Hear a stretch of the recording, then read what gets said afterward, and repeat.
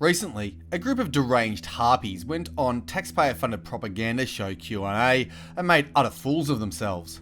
They called for violence and defended violent actions, all in the name of taking down the mythical big bad patriarchy. The panel made national news, and the ABC took the show down and launched their own internal investigation. They proved without a doubt that feminism, and by extension, communism is a genuine threat to our liberty. It was a direct insult to men, boys, and all Australian taxpayers, as well as being a threat to our safety and societal order. But don't expect this to go any further. There will be no police investigation, no inquest into misuse of taxpayer funds, and the mainstream media will do everything they can to sweep it down the memory hole. You see, despite this episode being an honest discussion about leftist goals, it makes them look bad, so they will do all they can to pretend it never happened.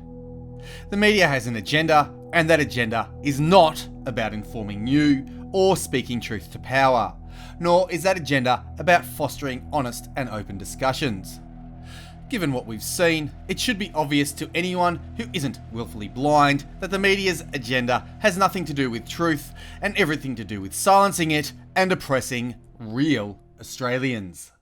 Thank you so much for watching so far. I promise the content will resume in a moment.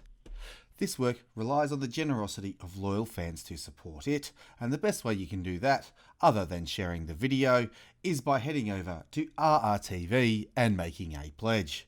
Not only does this support my work, but it supports a number of independent creators. The added bonus being you get access to a small but growing pool of exclusive RRTV content with any pledge. Thank you so much for your support. Now, back to the important stuff. Arrgh. While the ABC allows terrorists supporting psychopaths to spew lies and incitement, the rest of the mainstream media push essentially the same agenda without taking a breath.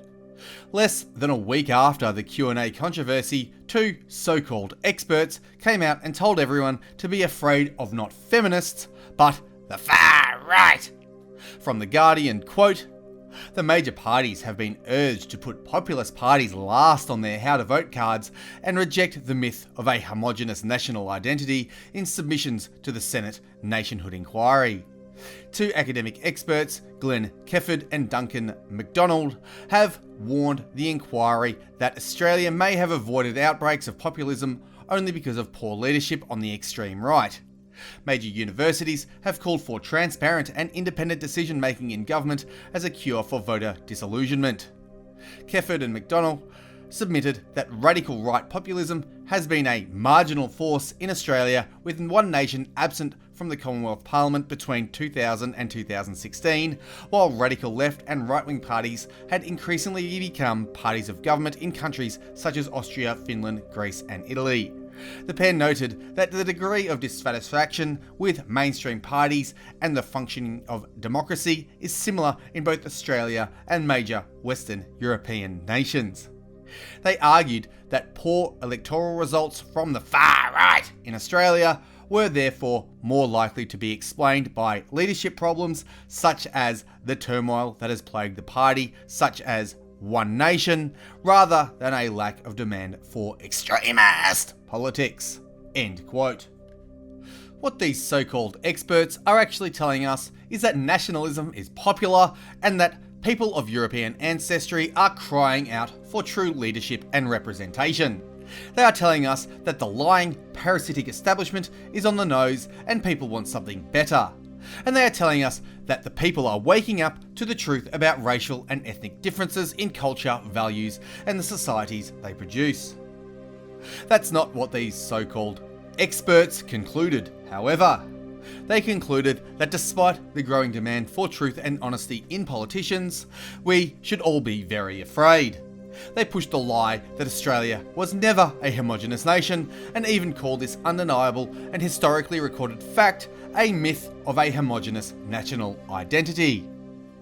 A 30-second search of the internet will show anyone who looks for it just how blatant a lie this is.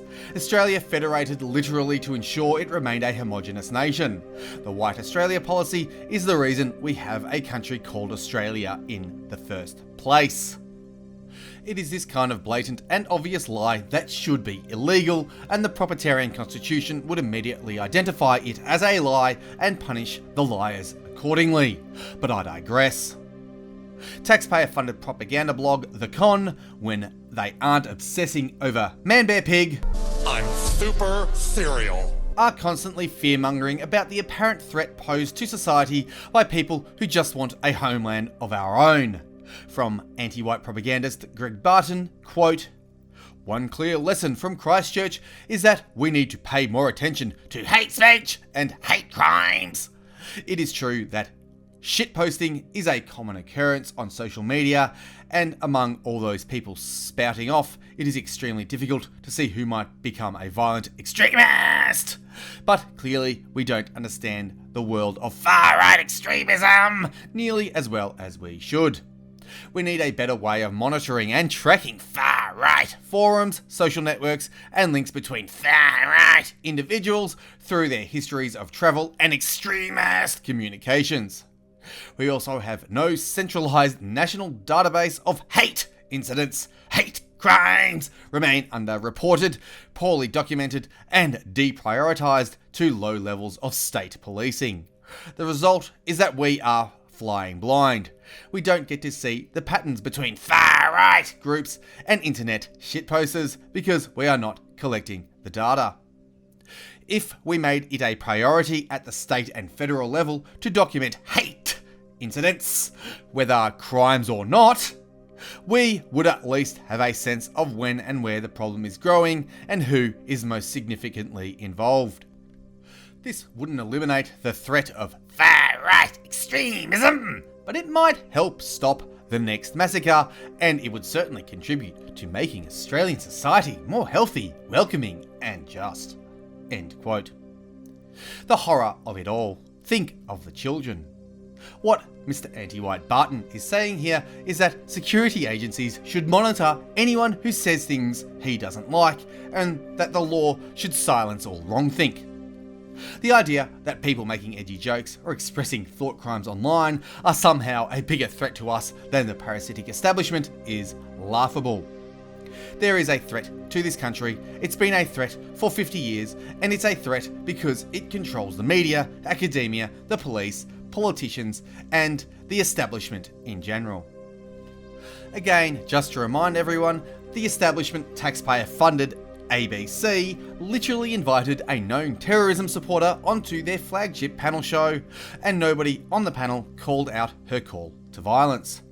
Yet, for some strange reason, people making jokes online and spreading the truth about ethnicity, or worse, advocating for the interests of white people, are somehow the bad guys. Honk, honk.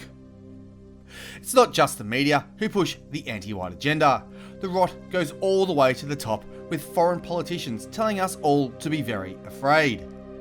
Chinese Senator Benny Wong recently spoke at extremist globalist organisation the Lowy Institute, saying, quote, "We see these trends in Australia with the rise of right-wing fringe groups like One Nation, Fraser Anning and Clive Palmer's UAP, and in the failure of some of our political leaders, including the current Prime Minister, to take a clear, unambiguous stand against the politics of prejudice and division through his preference deal with Clive Palmer and his refusal to ensure One Nation is preference last by all members of his government.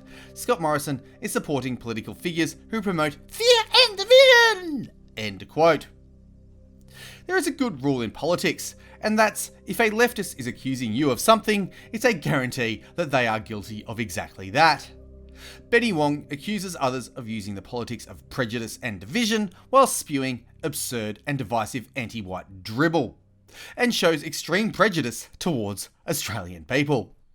The establishment's anti-white propaganda is relentless and endless. They are constantly telling us to accept our own replacement and shut up about it, you ray-rays. They label nationalists who want nothing more than unity as dividers, while they attack the founding law of the land as ray-ray white supreme pizzaism. They call for an end to freedom of speech, while they shove their satanic LGBTP agenda down our throats, force it on our children, and enshrine it in law. They allow feminists to spew incitement to violence on a national taxpayer-funded platform while they arrest nationalists for cutting the head off a piece of paper. They cry "Ray white supreme pizza" at anyone of European ancestry who shows any in-group preference at all, even if they only want to date one of their own. While they attack us and silence us, the borders remain open and foreigners flood our lands, take our jobs, keep our wages down, congest our cities, and ethnically replace us.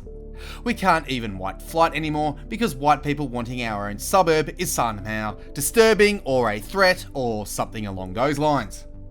The Guardian recently had a slow news day and published a boring hit piece on Tom Sewell and his organisation Lad Society, stating, quote, "Over a series of undated videos shot on selfie mode with his phone, Sewell lays out his long-term plan for the group, concedes there was a level of entryism as to what was going on with the Nats, and also chides members for overeating and complaining about the $50 a month Lads Society fee.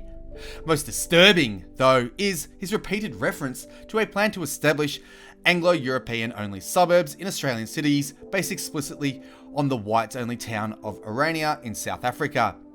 The group, Sewell says, plans to first build a network of like-minded people before using its clubhouses as a staging point to begin colonising suburbs by centralising within a fiscal space in our cities via businesses, gyms, cafes and clubhouses." End quote. So people of European ancestry just wanting to associate with our own is somehow disturbing. If Sewell were any other race, these parasites would not care at all. Remember, there are only two methods of defending our person and responding to threats: fight or flight. If you remove the ability to flee, then that only leaves one choice, but this is their entire point. The establishment are moving into overdrive, demonising white people for daring to defend ourselves or associate with our own. They attack us as somehow a threat while they ignore literal calls to violence on taxpayer-funded propaganda programs. They demean and belittle us and laugh at the fact that we are fast becoming minorities in our own lands. Then, when we stand up and call out this deliberate ethnic replacement, they cry conspiracy theory and silence all discussion. It's tiresome and relentless, not to mention obvious now to anyone who isn't willfully blind. The establishment want us gone. They want every single individual of European descent wiped out, bred out, and enslaved to their globalist order. They aren't even hiding their desire to genocide us anymore. They don't care who knows, and they proudly push their agenda in public. The truth is, they are getting desperate. They know the power of nationalism. They know the power of God and truth, even if they won't admit it. They know our words resonate when people hear them, and this is why they are desperate to silence us and provoke a civil war everywhere in the West. The more we speak out, the more desperate they will get, and eventually they will show their hand in a manner that nobody can deny. Be ready. The war for our existence, the war for God, King, and nation has only just begun. I hope you enjoyed the video, share the truth around, and I'll see ya when I see ya.